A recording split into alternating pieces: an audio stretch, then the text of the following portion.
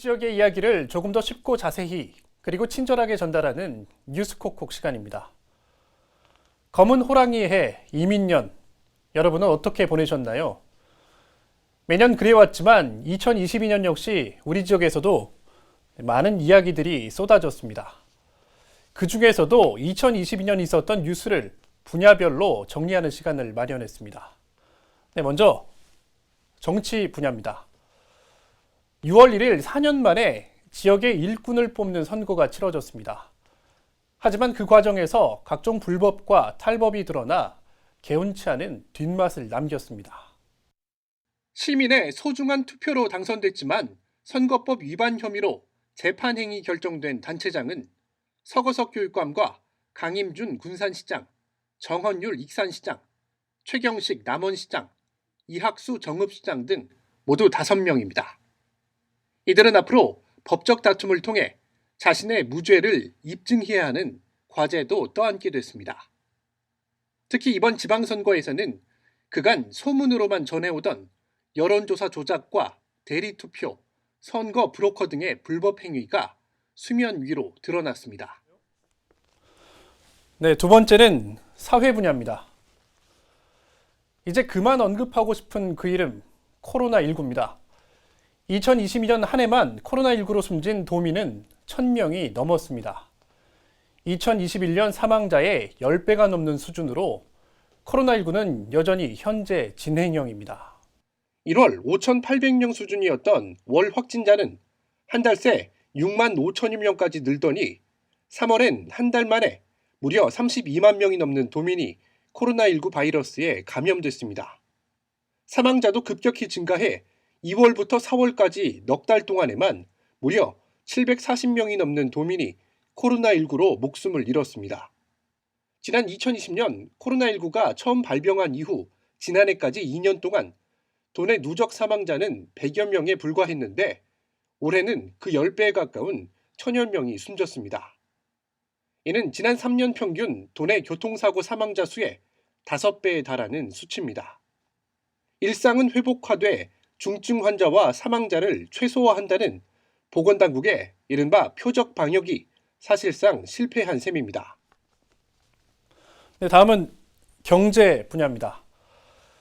일상 회복을 선언했지만 여전한 코로나19의 여파, 여기에 러시아 전쟁 등으로 인한 세계 경기 악화까지 대내외 상황에 영향을 받은 전북의 경제 날씨는 해를 넘겨서까지 흐릴 전망입니다.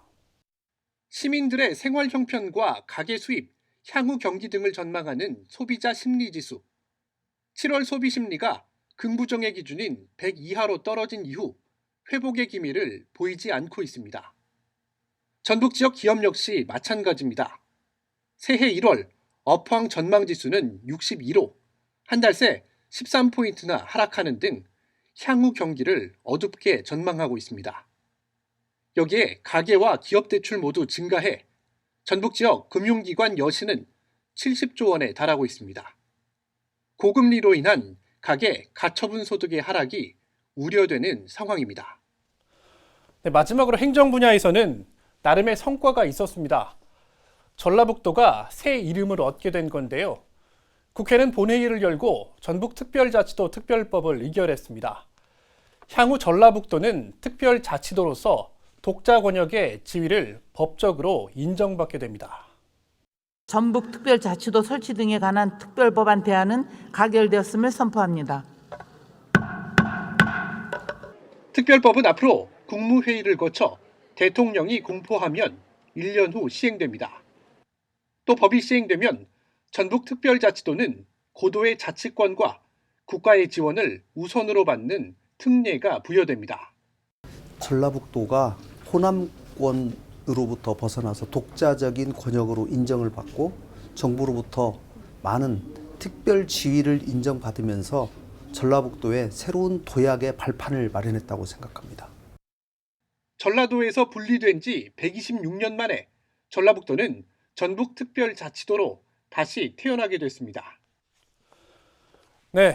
어둠에서도 언제나 한 줄기 빛이 있는 법이죠. 2022년 새밑 전주시 노송동에 한 통의 편지가 도착했습니다. 대학 등록금이 없어 꿈을 접어야 하는 학생과 소년, 소녀 가장에게 작은 도움이 됐으면 합니다. 노송동 얼굴 없는 천사의 선행은 23년째 이어졌습니다. 편지와 함께 전달된 성금은 7,600만 5,580원.